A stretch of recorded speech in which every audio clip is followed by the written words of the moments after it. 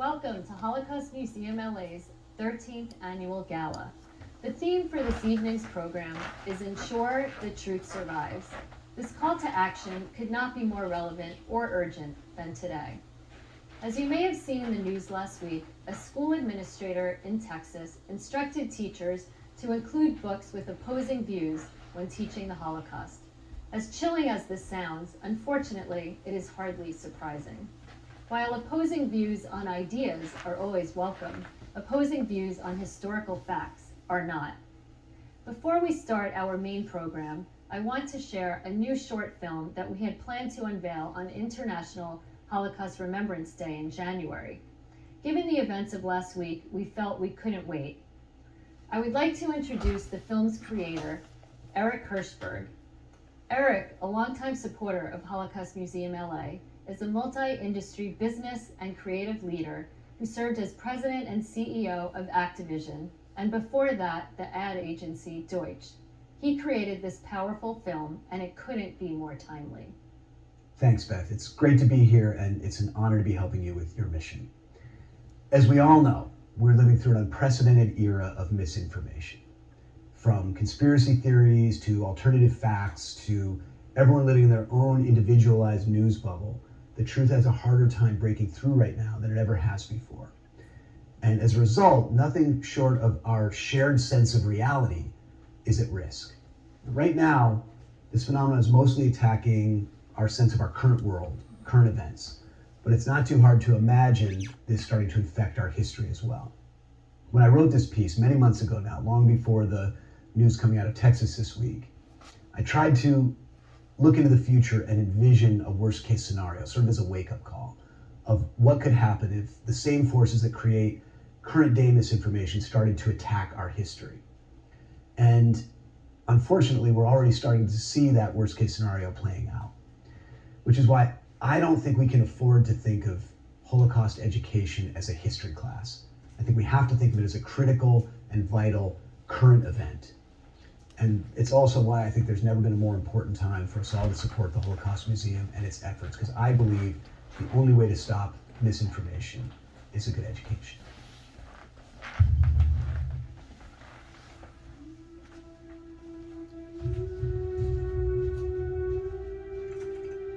And in sad news, the world's last known survivor of the Holocaust has passed away. And as she was buried, the last first-hand account of the worst mass genocide in history All over the world, people gathered to mourn, to pray, vowing to never forget, in the hopes that we would never Germany with her family at the age of 4 and was separated from her parents at the German-Polish border and Her placed story in an internment. is our story, and her struggle is one that still haunts us. Well, I think it's an important reminder that we need to learn the lessons of history so that we don't repeat the mistakes of history. I'm about to be pulled over by the PC police, but I'll say there's a lot of evidence that what we know about the Holocaust has been greatly exaggerated. And suddenly, this old lady dies we've never heard of, and we're supposed to stop asking questions? Well, isn't that Did you seriously just question whether or not the Holocaust happened? Oh, no, don't put words in my mouth. I'm just saying it's our responsibility to listen to both sides of there the are not issue. always two sides. What's next?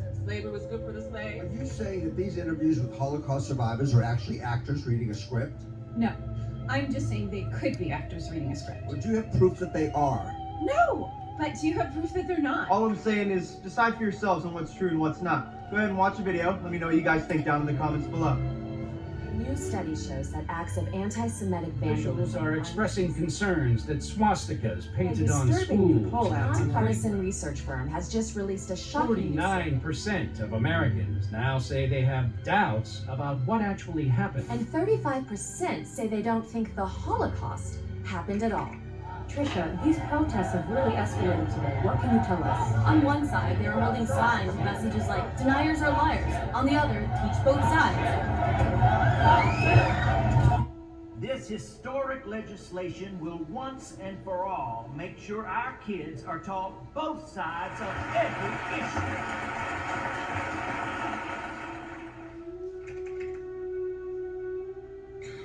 Okay, everyone, welcome to the Holocaust, fact or fiction.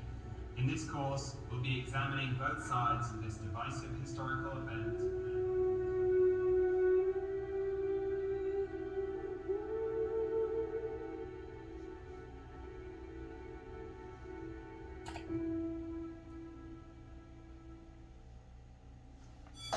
late again. I can't get another detention. Seriously, I cannot get another detention.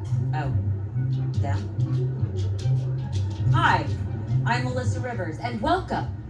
Holocaust Museum LA provides free Holocaust education to students and visitors from around the world. It is the oldest Holocaust museum in the country and the first museum founded by survivors as a space where photographs, documents, and personal items could be stored not only safely, but in perpetuity. They also wanted to create a place to remember those who perished and, more importantly, educate the public to ensure the truth survives. The museum's story began in the late 1950s when a group of survivors met while taking an English class at a high school, just like this. Melissa Rivers to homeroom. Melissa Rivers to homeroom. Right again.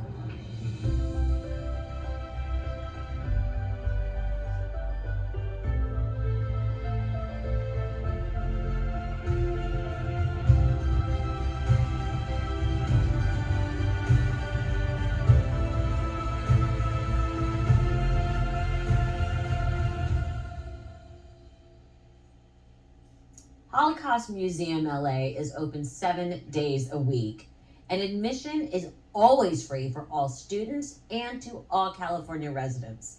Since opening in 2010, the museum has welcomed 500,000 visitors, plus, get this, more than 50,000 virtual visitors this past year.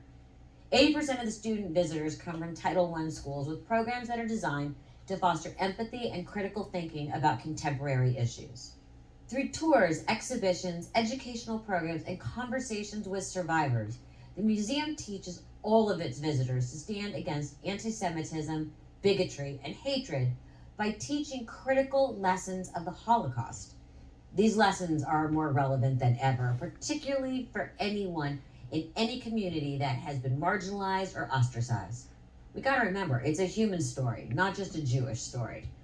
When the museum closed its doors last year in response to the COVID-19 pandemic, the staff and board quickly mobilized to provide meaningful virtual education programs and online resources to keep the students, the docents, the survivors, and the public informed, engaged, and connected.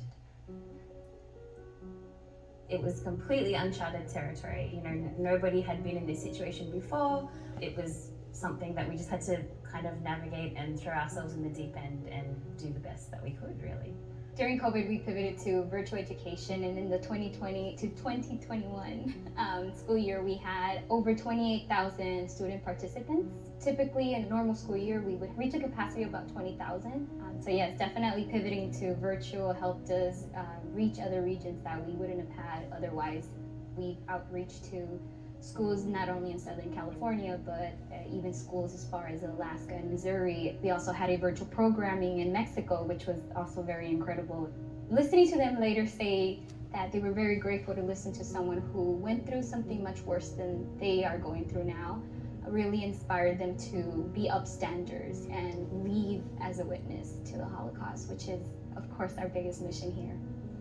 We had lots of students who really resonated with a lot of the stories that the survivors shared, which in turn made them write beautiful comments like, "Thank you for sharing your story with us. You've brought a different light to the Holocaust history," which it's a little bit more touching to a lot of students because they get to hear this, and they also are very aware that this is the last generation that many of them will get to listen to, which is very empowering as students to know. We want to empower young people to think that any discrimination, any hatred has no space. And so part of this produced a really beautiful intergenerational program where we took an 8th grade class that attends a Jewish day school here in Los Angeles and an 8th grade class that attends a Title I school here in Los Angeles and connected them over the course of 4 months. So these students would meet virtually and they heard from Holocaust survivors together, they toured the museum together, and they had really deep conversations about what the social relevancy of the Holocaust is to each of them. And there was this beautiful cross-collaboration of cultures and identities that produced a community zine that's now hosted on our website. And if you read the zine and see the artwork and poems that the students created, you can really understand how having conversations with people who are not in our circles or in our spheres or in our neighborhoods about the past can inspire a more dignified present and future. For students today, the Holocaust is very far in the past. It feels as if it was a different world before Twitter and Instagram, social media, the internet. And I think year over year, what really connects students with this history is meeting a Holocaust survivor and meeting another human being who experienced something that doesn't feel like history anymore when you hear them say that. And really in the last year, I think even more so, students would hear Holocaust survivors talk about what it was like to be in hiding during the Holocaust, to be stuck at home, to have no one to talk to be teenagers themselves. And I think students really connected with this in a unique way, and in a way that inspired them to rethink the circumstances of our present. It's very hard to kind of visualize this number of 6 million people being murdered, but to work with the incredible collection that the museum has and the students that come every day and the Holocaust survivors that, you know, tell their history, really kind of humanizes that number and allows you to kind of really understand that this happened to people just like us and people who had families and lives, and, you know, really kind of allows you to connect on a human level with those stories. We are a history museum, and how do you take artifacts and primary sources and make them virtual and accessible to people who live in Los Angeles and who live abroad? So one of the ways that we delved into that is both by partnering with other organizations, by turning some of our exhibits virtual and reimagining what a history museum means virtually. So from making a 360-degree tour of the museum that was exploratory and available, to making PowerPoint slides that literally walk people through the exhibit space, we were thinking outside of the box constantly, which kind of led us to think about a virtual program where we could take visitors behind our locked doors of our archive, a space that visitors are never allowed previously. And so we started this series called Inside the Acid-Free Box, referencing the acid-free boxes that are used in archives to preserve documents and primary sources. And this launched as a series every single month where we invite the public to see what's behind the locked door of a museum, see what's in the vault, see what's in the archive, and explore these primary sources that are never exhibited in the museum. This is a history of human beings and the capacity that they can do to one another, whether it be horrific things or also really heroic things. And I think the more we focus with students on how we can all be better versions of ourselves, that will ultimately lead to a brighter future. I think that definitely to have achieved what we've been able to achieve in the last 12 to 18 months, and all of the new programming, the new students we've reached, you know, all of these new incredible things that we've been able to accomplish, it definitely makes me proud. And I'm really looking forward to seeing what is next and kind of what the future holds.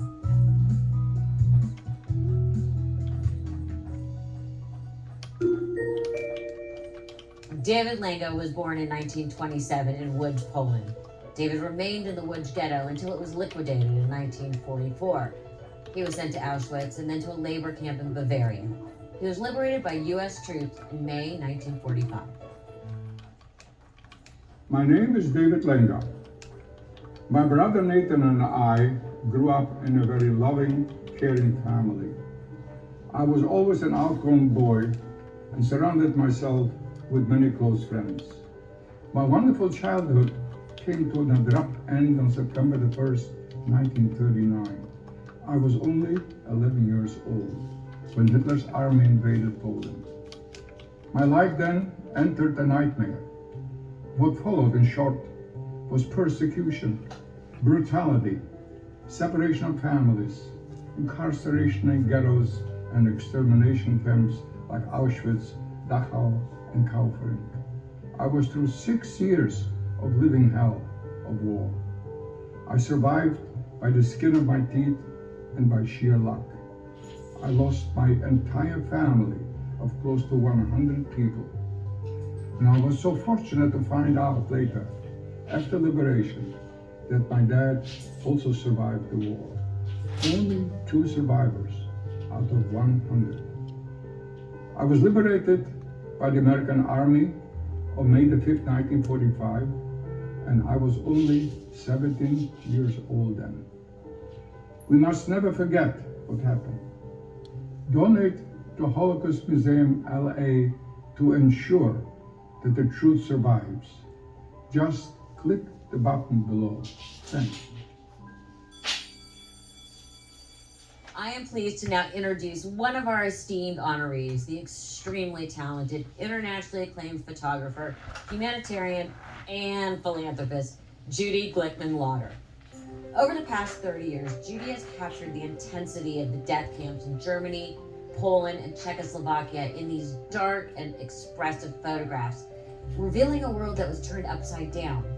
2 years ago, Holocaust Museum LA was proud to present Judy's work, Beyond the Shadows, the Holocaust and the Danish Exception. Judy is widely published, both nationally and internationally. Her work is held in over 300 private collections and public institutions around the world, including the Getty, the Whitney, and the United States Holocaust Memorial Museum. I am so excited. Welcome, Judy. Thank you. How are you? I am doing really beautifully. I feel so incredibly grateful to be honored by the Holocaust Museum of LA. I have so many questions for you. Let's do it. Okay, starting with, what was your initial inspiration for not just visiting, but documenting the actual sites of Holocaust period history? Wow. Okay. Going way back, my Jewish heritage has always been really important to me. And growing up, my background is my family's all from Poland, from Lithuania, and from the Ukraine. I have always been involved in photography. And actually, many years ago, one of the early Holocaust museums, the Martyrs Museum of the Holocaust, right here on Wilson Boulevard, it was part of the Federation. It was really the early roots for the Holocaust Museum LA, and I was asked to photograph all the objects in the museum and all of the survivors and put together the museum. And during that time, Elie Wiesel came and spoke, and I was able to photograph him, so I became very interested. Then I had an opportunity to actually go to the camps. How did you decide which camps to visit and really focus on? Sadly, there was a lot to choose from. There's a lot to choose from. You're right.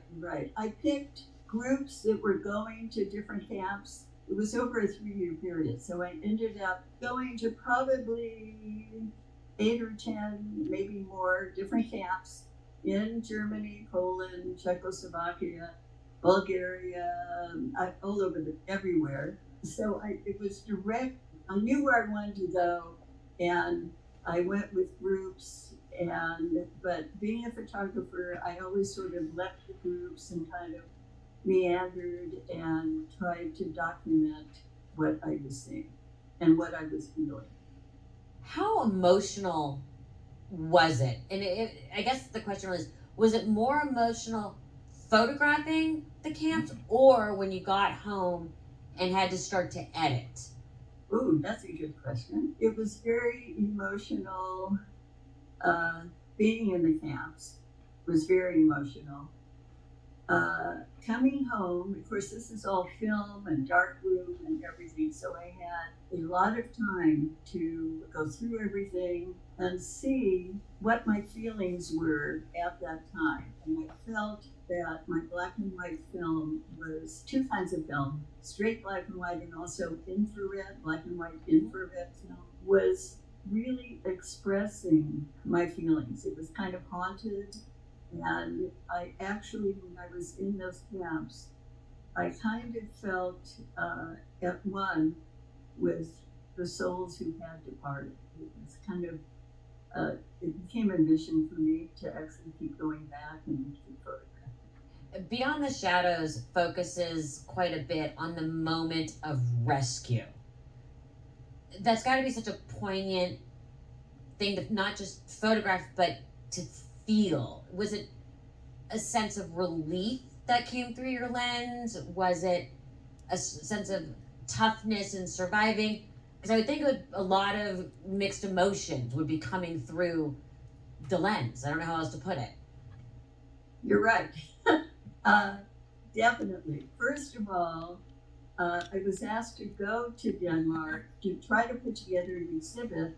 It was going to be the 50th year of the Danish rescue. The Danes were occupied in 1941. The rescue came in 43, and they wanted an exhibit in 93.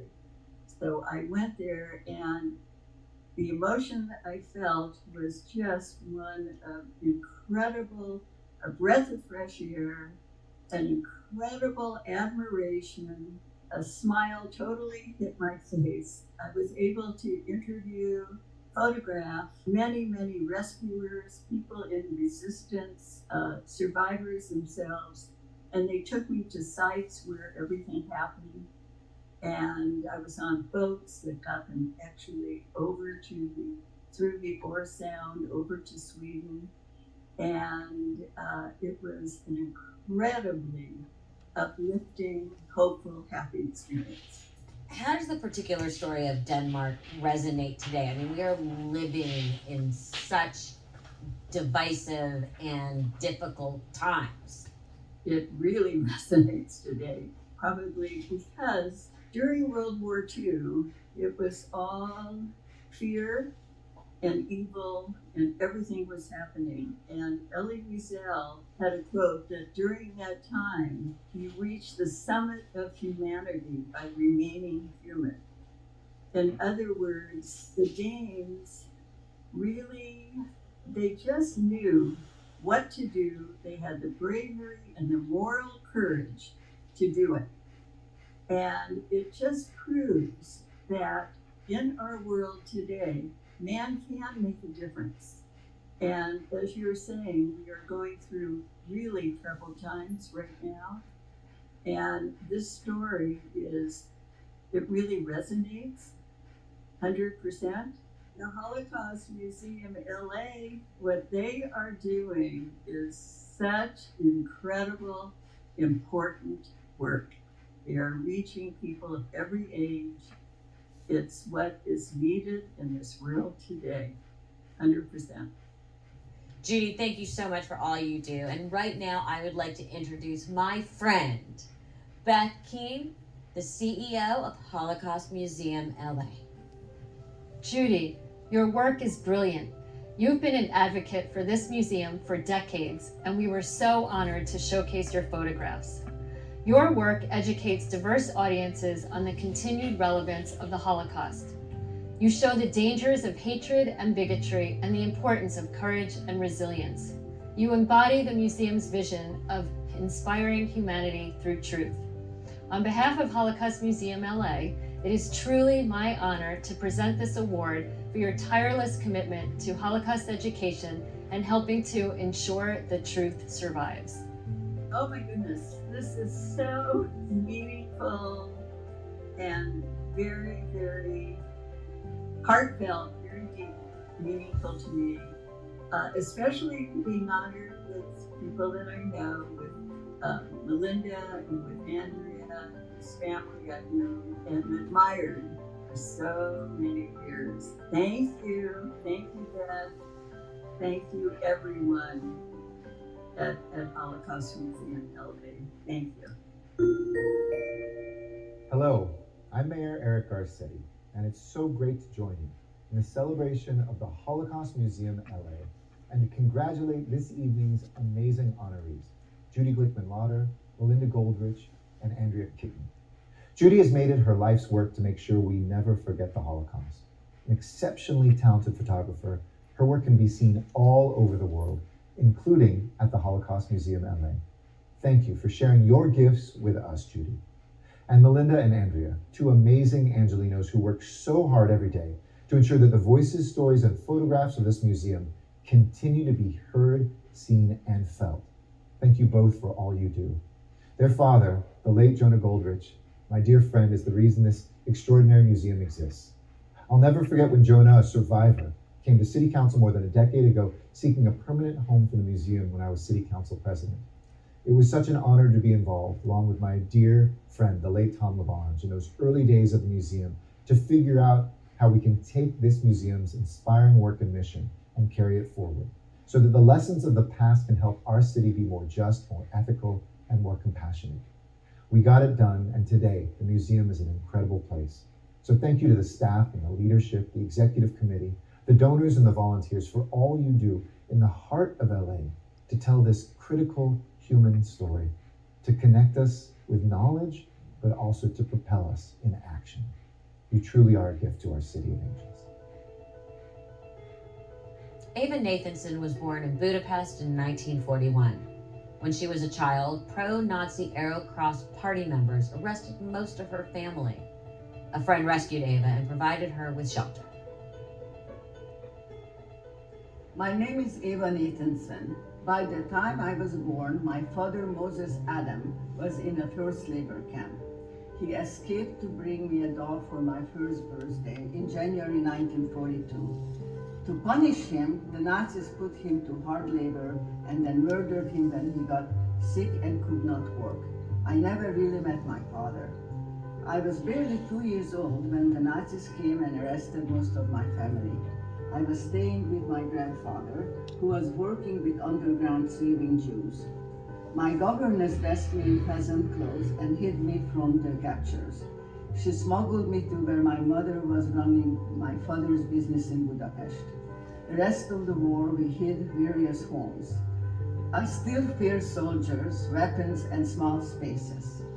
I want my grandkids to grow up in a world without hate. I speak to students at the museum because I am worried what would happen if children did not understand what hatred and bigotry can do. Education will conquer ignorance. Please click below to donate now so that we may ensure that truth survives. Jonah Goldrich was born in 1927 in Turku, Poland. His childhood was upended first by the Soviet Union in 1939 and then by Nazi Germany in 1941. His parents made the difficult decision to separate the family, which they thought would guarantee them a better chance of survival. With the help of a paid Catholic guide, Jonah and his younger brother Avram traveled to Hungary, where they were absorbed into a school and able to hide their Jewish identities. Sadly, Jonah's parents and older brother Isaac and most of their extended family were murdered by the Nazis while attempting a similar escape. Eventually, the two brothers made their way to British Palestine in 1942 and later fought in the 1948 War of Independence for the establishment of the State of Israel. In his mid-20s, Jonah arrived in the United States with a bus ticket and $50 in his pocket. He headed to Los Angeles and went on to co-found one of Southern California's largest real estate development and management companies. In 1992, he was one of the visionaries in the creation and dedication of the Holocaust Monument, as well as the establishment of Holocaust Museum LA's permanent home in Pan Pacific Park. Joining me now are Jonah's daughters, Melinda Goldrich and Andrea Caton, who are carrying forward their father's legacy and creating Holocaust education and repairing the world through philanthropy. Andrea lives in Los Angeles and serves on the executive committee of Holocaust Museum LA. Melinda resides in Aspen, Colorado, and also serves on the board of Holocaust Museum LA. I am so happy to be sitting here with you guys. I want to talk about your dad's childhood. Did he talk about it often? Because, like, my father did not talk about the Holocaust and what his family went through. He was very closed about it, to the point where he wouldn't even speak German. Well, he spoke it in the German deli ordering, but that was it. Did your dad share his experiences, or was he very closed off about it? My dad liked to tell anyone who would listen that he was Jewish and that he came from Israel, but he wouldn't necessarily, or Poland, he would say. Sometimes Israel, sometimes Poland. He would say, if someone said, "What's your nationality?" he'd go Jewish. Really? He made Jewish a nationality. Really? But, and then when people would say, "But where are you from? And where is your accent from?" And he would be like, "Oh, well, Poland," or sometimes he would answer Israel, "But I'm Jewish." He considered himself an Israeli. Okay, but did, a lot of survivors, they either really do want to share and talk about it, or they don't want to talk about it at all. He liked to talk about it with other people, but not with us. And not in detail. He kind of brushed over it and would insert a few things. He would reference a few things to people, but he would never, was not specific, and he kind of emotionally shut down with us and wouldn't talk about it. I think that's fascinating because that's my experience with my dad. Yet, your father was incredibly active within the Jewish community and incredibly philanthropic. So, definitely different dichotomy. It's a little bit at odds with each other. I think of him as leading by example, not by teaching. What he did and what he did in the community, what he did through business and financially contributing to things is how he taught us, as I call it. Man of very, very few words. He expected us to just know and do without explanation. We were just supposed to just figure it out. It's interesting, very much the same experiences that I had with my dad. And something we've talked about in the past is how my father always said that education was so important because it was the one thing they can't take away from you. And you guys have said that your dad sort of had a very similar sentiment. He had a sentence that was, the only thing they can't take away from you is what's inside your head. It's the same idea. It's the same philosophy. I mean, it doesn't take, Psych 101 tells you it's because of the constant loss that these men experienced as children. Did you ever get the sense of fear from your dad that no matter how successful he got, things could always just suddenly be taken away? Yes. He was very thrifty with his own items and how he lived, and so I think that was worried that he was going to lose stuff. So I think the less he had, didn't have to worry about it. You're lighter, like a lighter load. Like you could always run. You can always leave. And also not to have emotional attachment. He wasn't emotional to things. They weren't important. Things were not important. Yet he was willing to take people out to dinner. He was generous. He would was very philanthropic, but he didn't like to spend money on things. He didn't want people to think he was spending money on things. It was all kind of what people perceived of him. Your family has been incredibly generous with the museum. How much does seeing the vision that your father was part of the beginning of really not only come to life, but just grow and grow and grow? I think that the fact that he didn't ever expect it to get so much bigger and that it's just really blossomed is amazing, because he just wanted to get to a few people. He never really thought of it as a global thing, or is it a nationwide thing? So I think it's amazing that what his vision was kind of narrow, but yet it's just growing and it keeps growing. And in today's world, it's just so much more important. So I always think about what he would think today, and how proud he would be of especially the people that are working at the museum, because they're extremely dedicated and loyal, and that's what he liked. The future. You guys have so much going on and really exciting things going on at the museum. Will you share some of that with us? I think the future, when it comes to education and Holocaust education, includes a lot of technology that was definitely out of my reach and out of my father's reach, or our father's reach for sure. The future of education is important when you tie it to the present and the future for people's children and beyond. And that has included really documenting through virtual technology and taking testimony and projecting it onto screens and three-dimensional screens. I think that's the only way to preserve the past and take it forward. Andrew and I are both involved in a lot of other organizations that do Holocaust education, and they have a similar mission. Shoah Foundation. The USC Shoah Foundation, the Auschwitz-Birkenau Foundation, all the different Jewish institutions that we participate in all have that same job ahead of them. We want to all be partners together, so it's important that we include that. If we do one project, we kind of incorporate the other ones and tie it all in together. A lot of synergy, that everybody's on the same track. It's really important that we're all on the same page. And your children? I have 3 children. And how are you impressing upon them the importance that they take it to the next level? Well, I remind them all the time that they're a grandchild of a survivor, and that it's my dad's legacy that they have to carry on, and to help fight hatred, bigotry, anti-Semitism, and to take the past and make it relevant to the present and the future. And this is their hometown, and I think they're all back here. So I think it's really important that they be grounded here and they continue that. And I feel like they're on their way, and I think they have a basic understanding, and I really know that they're gonna do it because I've embedded it into them that that's important to them. What's interesting is you guys have said that your dad didn't want his name on anything while he was alive.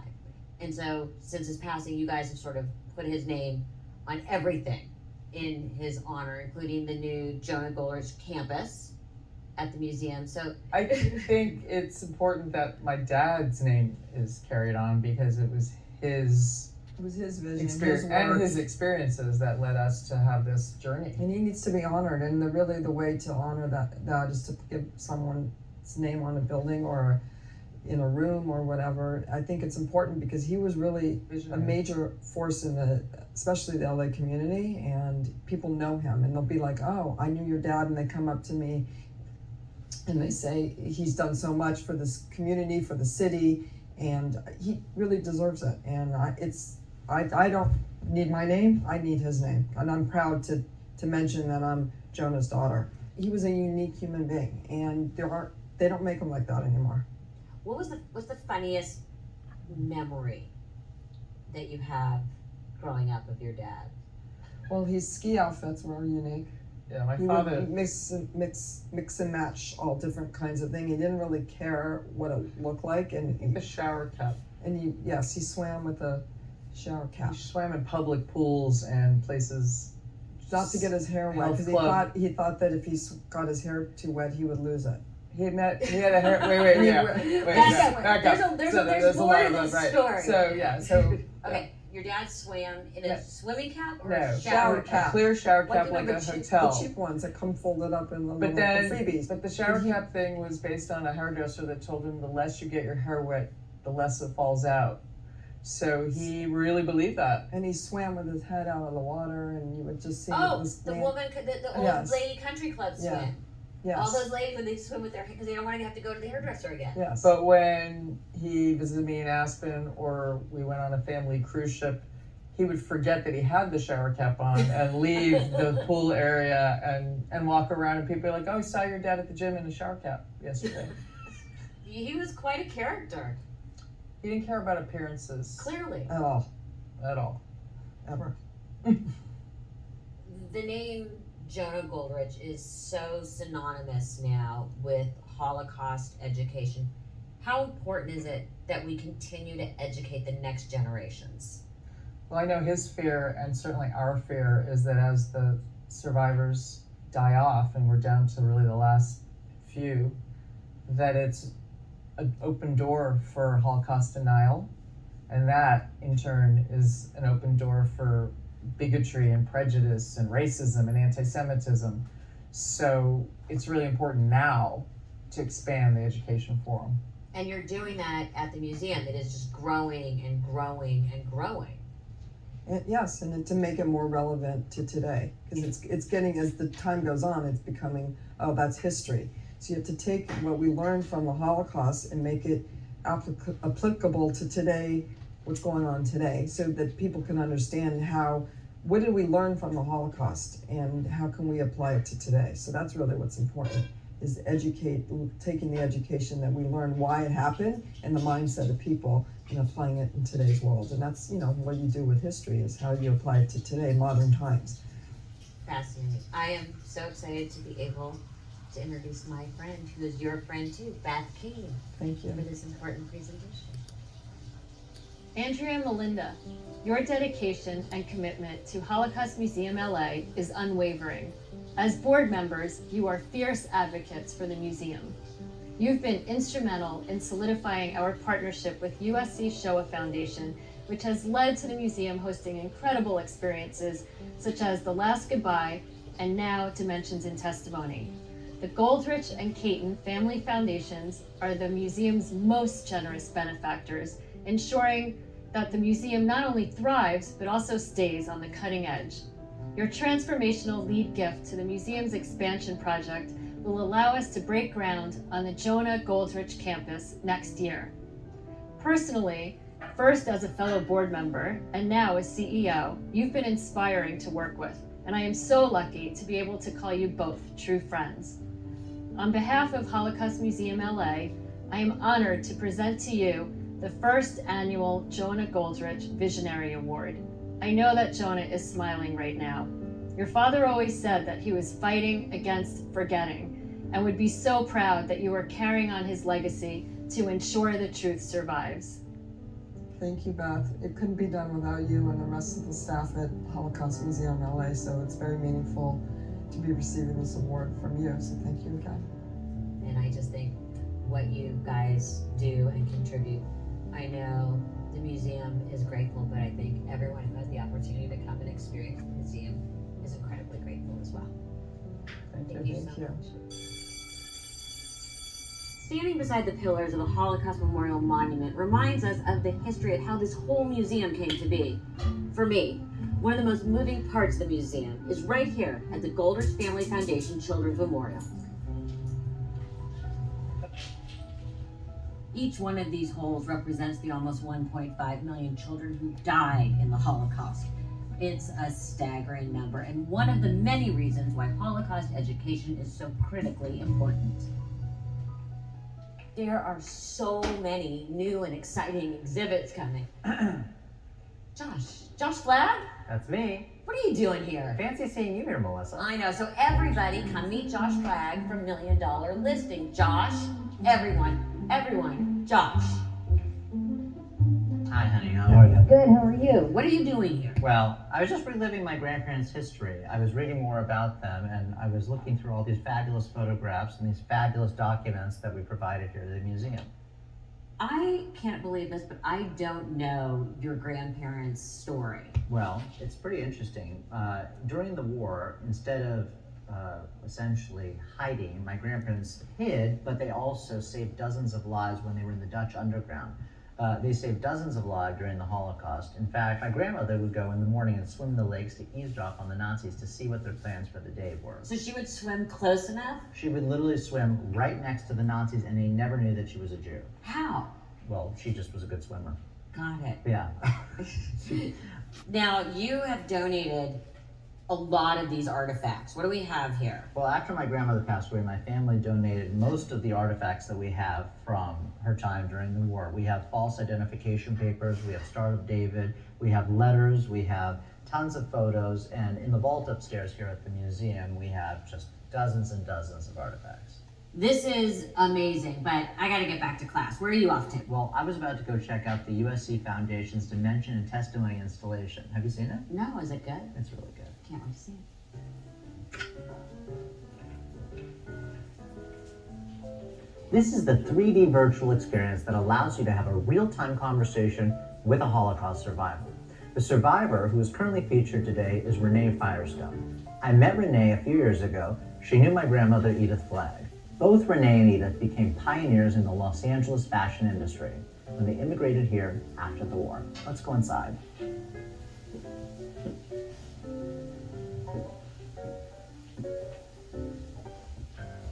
Hello, Renee. This is very cool. Renee, what was it like in Auschwitz? Now, first of all, when you say Auschwitz, Auschwitz has 3 different parts. But Birkenau was just a huge, huge camp where the barracks were lined up, and each row of barracks was divided with a row of barbed wire, and the barbed wires actually divided the camps. And it was huge. I could sit here and ask Renee questions all day. This experience is such an innovative way to engage visitors, especially young people, in Holocaust education and allow them to continue to have conversations with survivors as we are approaching a post-survivor world. This interactive exhibit will become a permanent installation in a larger theater as part of the museum's new learning pavilion. But more on that expansion in a bit. Continuing on the theme of Holocaust Museum LA being a leader and innovator in Holocaust education, they've also formed a partnership with Academy Award-winning visual effects company Magnopus to bring the artifacts to life and make them accessible to anyone in the world using an augmented reality technology. It was a gift from Television City Studios and allowed the museum to create the first experience using the Sobibor model. This model was recreated from memory and built for the museum by Thomas Blatt, who escaped the Sobibor death camp when he was 16. Magnopus creative director Craig Barron is here to actually show us how it works. Okay, thank you, Melissa. So the way this works is that if you have an iPhone or an iPad, you downloaded the app, and basically what you do is you scan a table in your room, a surface, and then on that surface, the camp becomes a 3D graphical model that you can interact with. You can walk around it. It's as if it's a model sitting on your table, and you can explore it. You know, when you see a building, you can tap on it, the roof comes off, and you can see what's going on inside. There is an engagement and an exploration that you have by interacting with the VR experience. And this is a great way to teach and to educate and to have a sense of commitment and engagement that you're learning about something as it's being revealed to you. But you're in charge. You're deciding what you want to see at what time. What's really interesting about it from the standpoint of a museum is that museums traditionally are about going to a museum and interacting with an exhibit. This is an attempt to reach out beyond the walls of the museum itself, really worldwide. Anybody can download this experience and have this experience regardless of your proximity to the actual museum. You know, young people and students, they use technology like computers and iPhones for their socialization, for their learning experiences. The students that have responded very positively to it. So I'm looking forward to completing the project and working closely with the museum in the future. Thank you, Craig. That's going to be amazing. Hi, my name is Zach Sokoloff, Vice President at Hackman Capital Partners and Development Manager of our Television City project.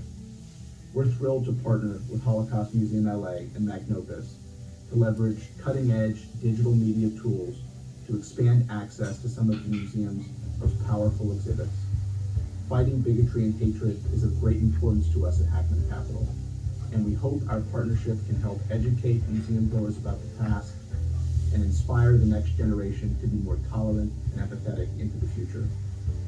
We're also proud to support HMLA's expansion plan as we reimagine Television City into a 21st century production studio. We're grateful to have community partners also working to support local organizations and businesses and helping to heal the Beverly Fairfax district.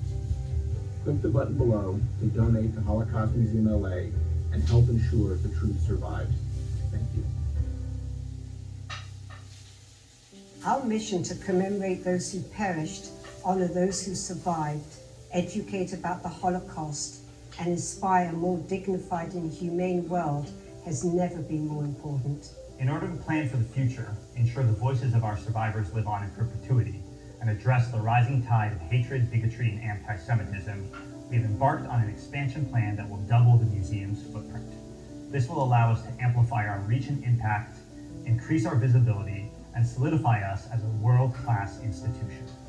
And thanks to an extremely generous lead gift from the Caton Goldrich families, the Jonah Goldrich campus will include a new learning center pavilion adjacent to the existing building on the Grove Drive with a 200-seat state-of-the-art theater, a 30-seat Dimensions and Testimony theater, a large special exhibit gallery, 2 classrooms, and a gift shop, grab-and-go cafe.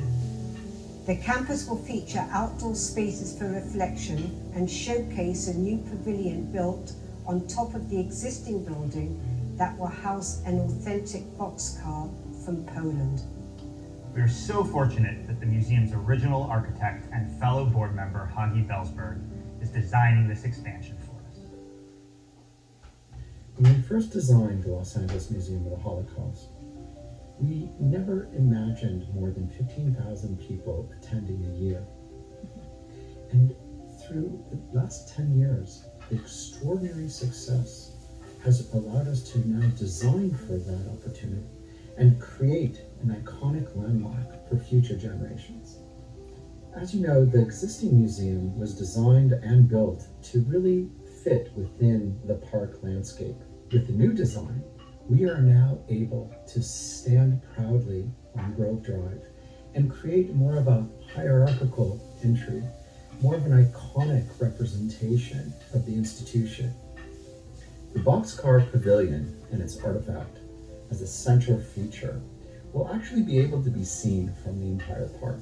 This is really, really important because it provides an idea of what may be happening inside our museum. But what's more important is how extraordinarily chilling and evocative the story is, even without the exhibit. But seeing this artifact in its full scale, in its full enormity, really will, I believe, set us apart from almost any museum of the same historical nature in the world. The new Learning Pavilion and its different assets are an extraordinary opportunity for our community. We really created a campus here. We have a multitude of pavilions. We have our existing museum, our learning center, we have a canopy over a beautiful open courtyard, the boxcar pavilion. All of these work together in sequence to allow a patron to maybe take their time and enjoy visiting and not feel a relentlessness of engaging exhibit after exhibit.